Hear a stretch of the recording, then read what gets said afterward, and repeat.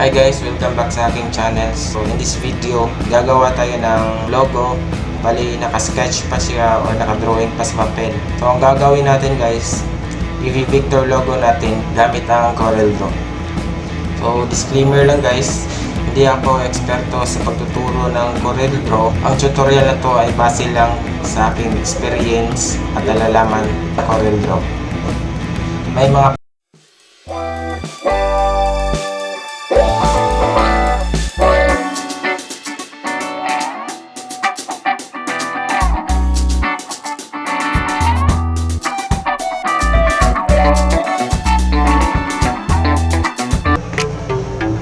tapos new document,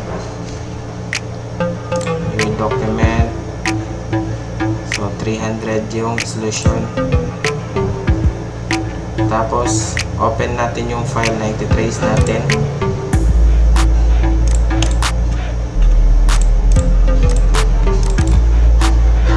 File na iti-trace natin, i-drag lang natin papuntang Corel.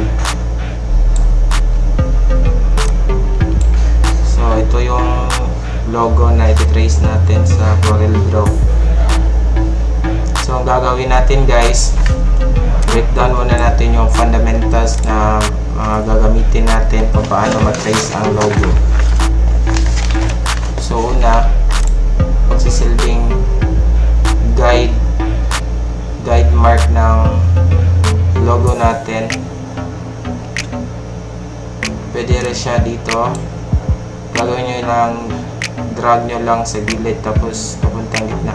So susunod natin gagamitin is yung Bezier tool. Ito yung Bezier tool, kalimitan ginagamit ko pag nagtitrace ako ng logo dito sa CorelDRAW. So pag ginagamit natin to, so kung gusto nyo lang straight, hold nyo lang shift.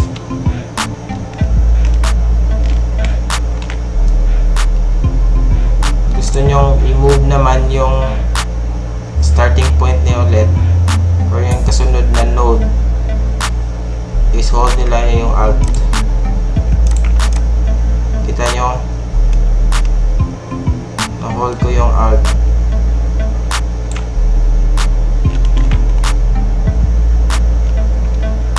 Okay. Gusto nyo curve, hold nyo lang yung mouse nyo.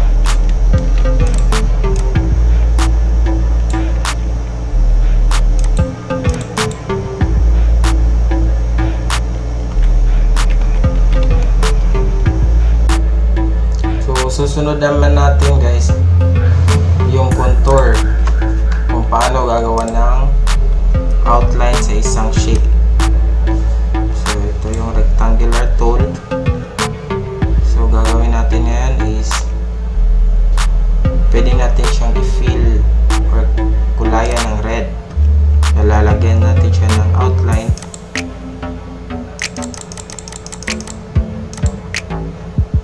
So pagkatapos ito guys, pwede nyo itong i-separate yung red tsaka black or i-cut nyo. So break lang, right click, break contour apart. So susunod kong tuturo sa inyo guys kung paano siya i-trim para yung black lang yung maiwan, yung outline lang. So click nyo lang yung red or i-highlight nyo lang, tapos lalabas na dito yung build, trim or intersect. So gusto natin yung black lang yung matira, so trim, tapos yun, ito na yung outline.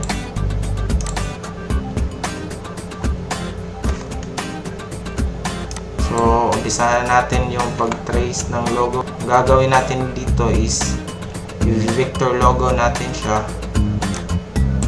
Trace natin sa CorelDRAW. So, magsa-start na tayo. So, ikot lang natin konti para maging straight. So, dito guys, gagawin natin, so gagawa tayo ng vertical na guidelines. lagay natin sa gitna. So ngayon i-trace natin gamit ang Bezier tool. So ito yung pamamaraan ko guys kung paano siya i-trace. So bali, view lang natin ang wireframe.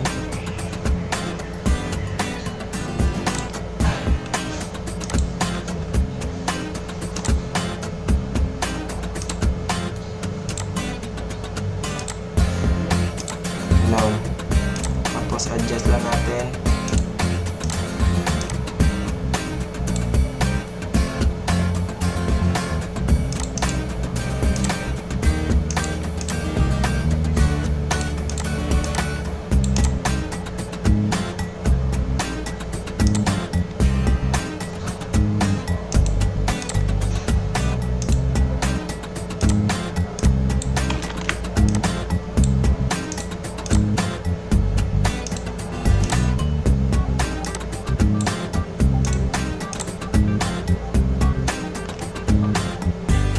So dito guys, kita nyo, hindi siya totally magkapareho each side. So ang technique ko dito guys, kinokopya ko siya yung isang part. Lock muna natin yung sketch or yung drawing. Kinokopya ko yung isang side. So ito yung ginagawa ko, ito yung technique ko.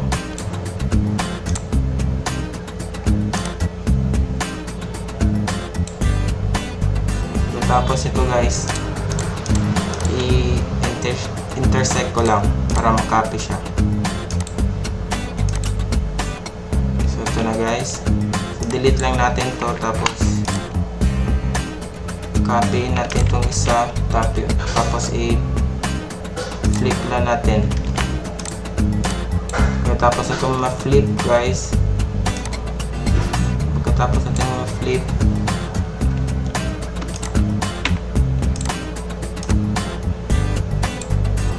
dugtong lang natin siya. Tapos ito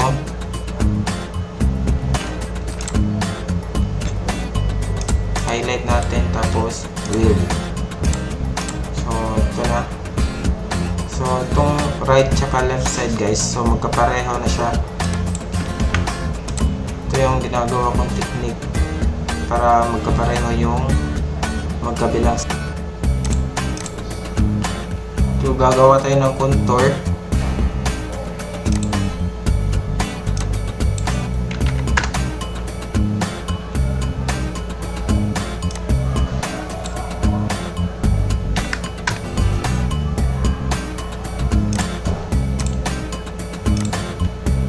So break lang natin, break contour apart lang tayo. Tapos nyan, trim natin.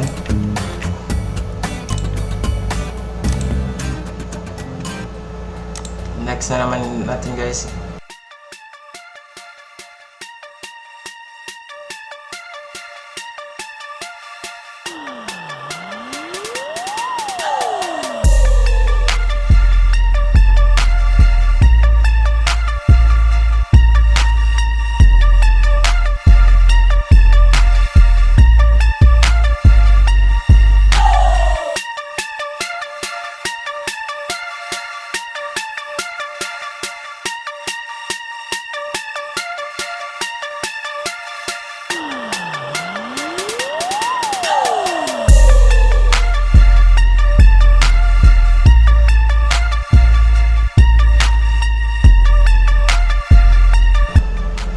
white, tapos orange to,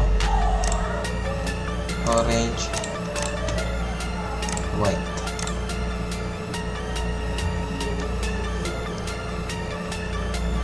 Yung wireframe.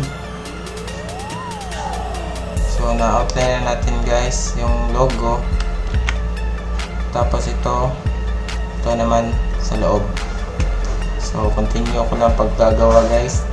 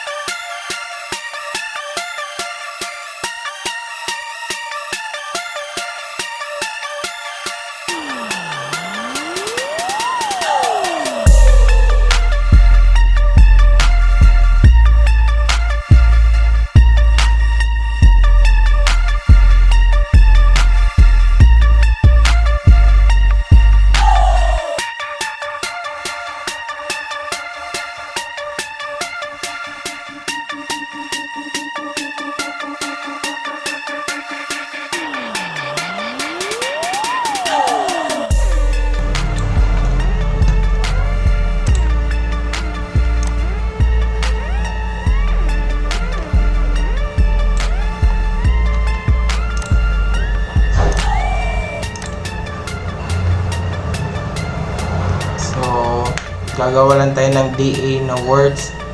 Ito guys, bali nagawa ko dito, kumukuha ako ng rectangular shape, tapos i-trace ko siya para proportion yung mga sides niya.